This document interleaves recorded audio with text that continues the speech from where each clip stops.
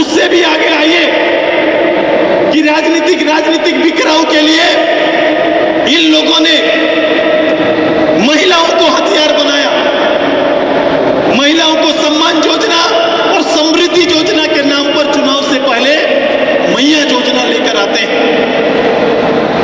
मैया योजना एक महत्वाकांक्षी योजना इस सरकार का। मैंने सरकार को रैंप पर चलते हुए देखा था।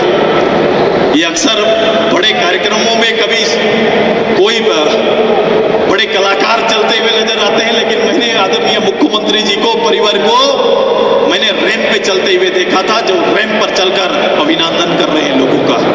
मुझे लगा चलो आज एक हीरो कोई इस रूप से आया है, शायद झारखंड के लोगों का कल्याण हो जाएगा। जो आज मुझे बता दो, ये 7 महीना होने को आया, ये सरकार ने निर्णय लिया, सरकार होने के नाते निर्णय ले सकते हैं। सरकार ने कहा कि 2500 रुपया माता बहनों के लिए हम देना चाहते हैं, कल्याणकारी योजना के नाम पर आप दे सकते हैं। 2500 रुपया आपने तय किया, लेकिन देखो देने के समय कौन सा था, खाता में पैसा कब आता है?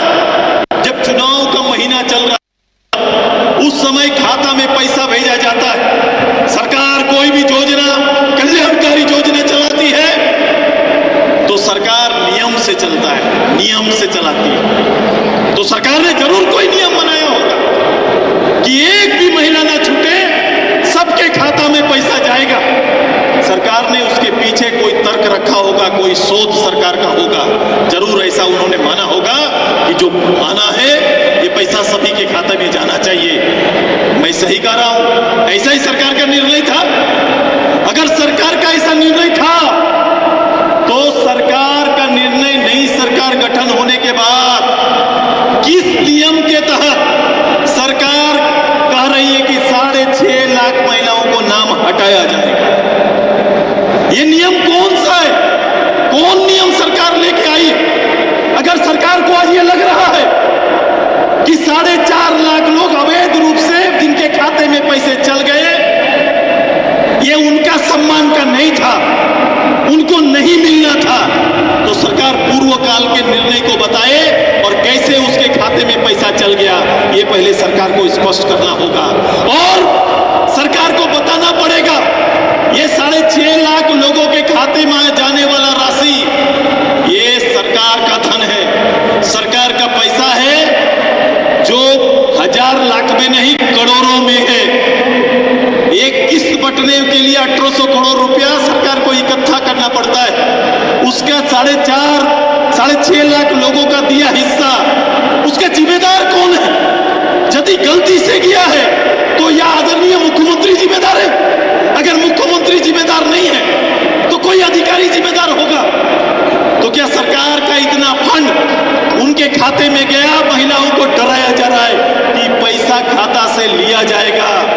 अगर खाता से पैसा लिया जाएगा तो सरकार क्लियर करे, और नहीं तो ये खाता में भेजने वाले सरकार, जिसने पैसा भेजा, या मुख्यमंत्री, मंत्री विभाग या फिर कोई अधिकारी, उन्हें चिंतित करके दंड देने का काम करे। चूंकि ये सरकार का पैसा था, ये चुनाव का खर्चा नहीं था, ये चुनाव के खर्चे के रूप में 6.5 लाख लोगों का पैसा जाना, मतलब समझ रहे हैं? ये सरकार, मूल सरकार और विपक्ष में कुछ प्रतिशत का अंतर होता है, कुछ प्रतिशत का अंतर होता है, जिसको ये प्रभावित सरकारी धन के माध्यम से कर दिए, चुनाव से पूर्व सरकारी धन के माध्यम से प्रभावित कर दिए, और प्रभावित करने के बाद आप उन्हें उससे हटा रहे। ये एक अपराध है, सहज नहीं लेना। यही सहज व्यवस्था के कारण निरंकुश लोग हो जाते हैं। मैं आज कह रहा हूं, इस मंच से इस विषय को लेकर हम इस मंच तक नहीं रहेंगे। सरकार कानून से चलेगा, कानून का राज चलेगा।